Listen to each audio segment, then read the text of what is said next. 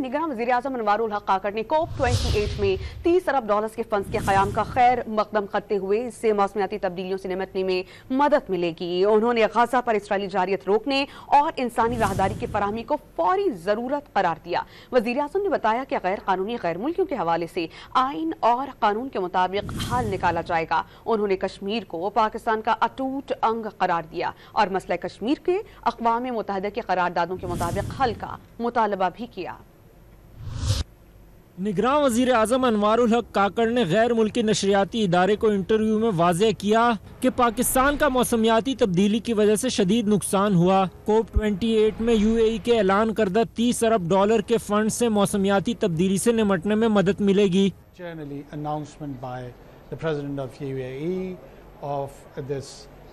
grand $30 billion commitment, which we do understand is not according to the climate needs and requirements, but it's a very ambitious start. It's a very an initiation which would be remembered in history when all these fundings which would be committed, we hope in future, would make it a remarkable way, particularly for the global south.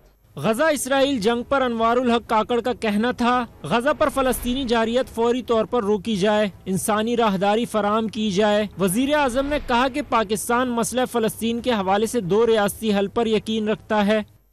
Such senseless violence which was perpetrated in a very disproportionate manner by the government of Israel against the vulnerable children, women, elderly of the Gaza Strip and related areas had to immediately stop.